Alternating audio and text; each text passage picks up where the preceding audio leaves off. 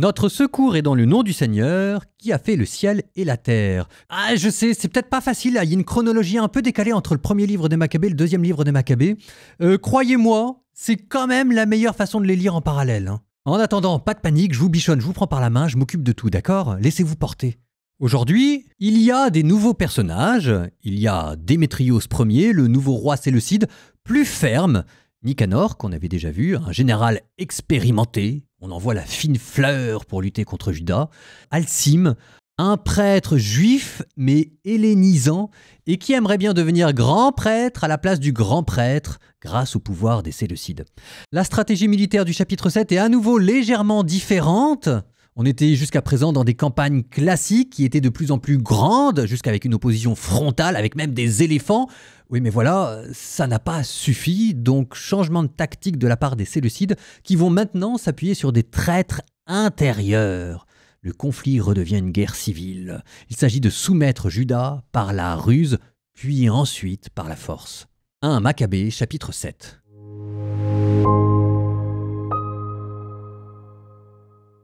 En l'an 151 de l'Empire grec, Démétrios, fils de Séleucos, quitta Rome et se rendit avec une poignée d'hommes dans une ville du littoral où il inaugura son règne. Or, tandis qu'il s'avançait vers Antioche, résidence royale de ses pères, l'armée captura Antiochos et Lysias pour les lui amener. Il en fut informé et dit « Ne me faites pas voir leur visage !» L'armée les tua et Démétrios s'assit sur le trône royal. Alors, tous les hommes sans foi ni loi que l'on pouvait trouver en Israël se rendirent auprès de lui sous la conduite d'Alkime, qui convoitait la charge de grand prêtre. Ils se mirent à accuser leur propre peuple devant le roi en disant « Juda et ses frères ont fait périr tous tes amis, ils nous ont dispersés hors de notre pays. Envoie donc maintenant un homme de confiance, qu'il vienne voir tous les ravages dont Juda s'est rendu coupable envers nous et envers le domaine du roi, et qu'il les punisse, lui, ses frères et tous leurs auxiliaires. » Le roi choisit Bacchidès, un des amis du roi, gouverneur de la province de Transephratène, un grand du royaume, fidèle au roi. Il l'envoya avec Alkime l'impie, auquel il conféra la charge de grand prêtre et prescrivit de se venger des fils d'Israël. Parmi les fils d'Israël, les Assidéens furent les premiers à solliciter la paix, car ils se disaient « C'est un prêtre de la descendance d'Aaron qui est venu avec les troupes. Il ne commettra pas d'injustice envers nous. » Bacchidès leur adressa des paroles de paix et leur fit ce serment « Nous ne chercherons à vous faire aucun mal, ni à vous, ni à vos amis. » Ils le crurent, mais lui, il fit saisir 60 hommes de leur groupe et les fit périr en un seul jour selon la parole de l'Écriture. Ils ont dispersé les corps de tes fidèles, ils ont versé leur sang aux alentours de Jérusalem, et personne pour les ensevelir. Alors, tout le peuple fut saisi de crainte et de terreur, et l'on disait « Il n'y a chez eux ni vérité ni justice, car ils ont violé leur engagement et le serment qu'ils avaient fait. » Bacchidès quitta Jérusalem et prit possession à Beth-Zaït. Il envoya capturer beaucoup d'hommes qui pourtant s'étaient ralliés à lui, ainsi que quelques-uns du peuple. Il les fit immoler et jeter dans le grand puits. Il remit le gouverneur de la province à Alkime et lui laissa une troupe armée pour le soutenir. Bacchidès revint auprès du roi, et Alkime lutta pour se faire admettre comme grand prêtre. Tous ceux qui troublaient le peuple se groupèrent autour de lui. Ils se rendirent maîtres de la Judée et causèrent beaucoup de tort en Israël. Juda se rendit compte que tout le mal causé par Alkime et ses compagnons surpassait celui que les païens avaient infligé aux fils d'Israël. Il parcourut à la ronde tous les territoires de la Judée pour tirer vengeance des déserteurs et les empêcher de circuler dans le pays. Alkime vit que Juda et ses compagnons étaient devenus plus forts. Alors, sachant qu'il ne pourrait leur résister, il retourna chez le roi et les accabla des pires accusations. Le roi envoya Nicanor, l'un de ses généraux parmi les plus illustres, un homme qui haïssait profondément Israël. Il lui donna l'ordre d'exterminer ce peuple. Nicanor vint à Jérusalem avec une troupe nombreuse. Il adressa à Juda et à ses frères de fausses paroles de paix. Il leur dit qu'il n'y ait pas de combat entre nous. Je viendrai avec une petite escorte pour une entrevue pacifique. En arrivant chez Juda, il le salua amicalement.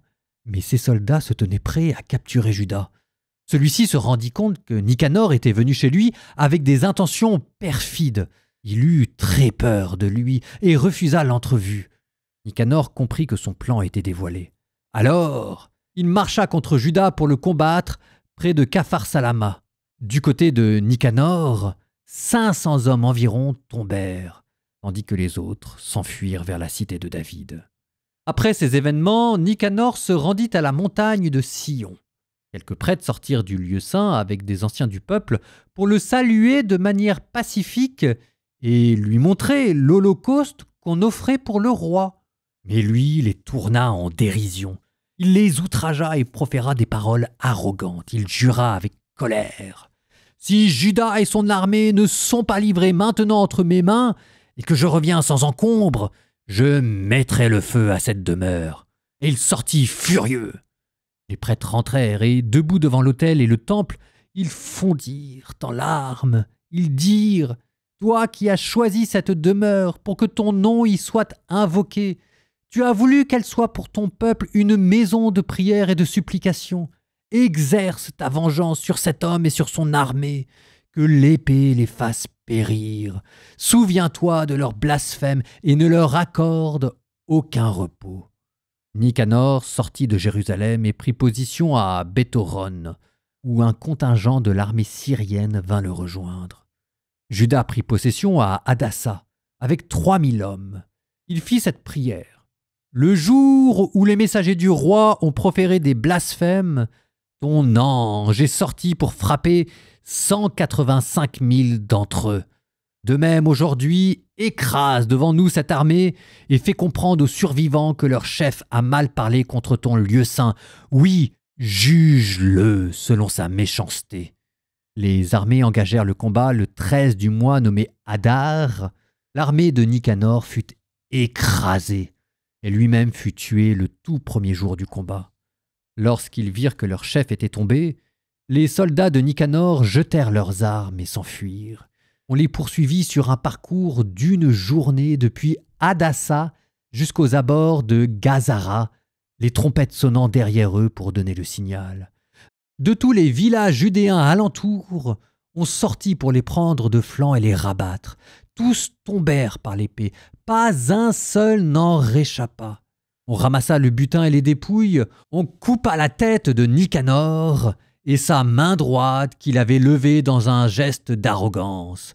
On les emporta pour les exposer aux abords de Jérusalem. Le peuple fut transporté de joie et fêta ce jour-là comme un grand jour d'allégresse. On décida de célébrer ce jour-là chaque année, le 13 du mois nommé Adar. La Judée connut alors quelques jours de tranquillité.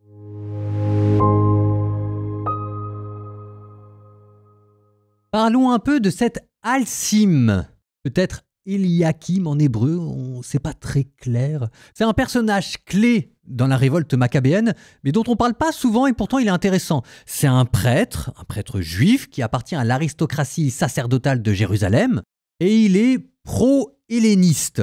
C'est-à-dire qu'il est favorable à la politique d'Antiochos IV et de ses successeurs, peut-être pas jusqu'à apostasier, mais un gymnase, ça l'effraie pas, et quelques compromis sur la cacheroute non plus, probablement. Après la purification du temple par Juda Maccabée, c'était dans le 4e chapitre, Alsim est devenu le porte-parole du parti hellénisé, qui veut restaurer le compromis avec l'Empire séleucide, et qui trouve un moyen à la fois de restaurer la paix par la voie diplomatique, si je puis dire, tout en ayant un agenda personnel assez marqué par l'ambition. Alors ça pose une question, parce que Alsim qui veut devenir grand prêtre, très bien, mais comment est-ce qu'on devient grand prêtre? Qui nomme les grands prêtres? Le dernier grand prêtre fidèle, le dernier grand prêtre sadokite, issu de la lignée de Sadok reconnue, c'était Onias III. Alors on n'en parle pas dans le premier livre des Maccabées, mais dans le deuxième livre des Maccabées, c'est pas faute d'en avoir parlé avec la querelle avec son frère Jason. Enfin, avec eux, c'est arrêter la lignée légitime, la lignée sadocide. De la même manière que le roi normalement devait descendre de David, de la même manière normalement le grand prêtre devait descendre de Sadoc. Et depuis, il y a une crise religieuse. C'est la question du sacerdoce légitime qui est devenu explosif, qui est devenu un enjeu politique.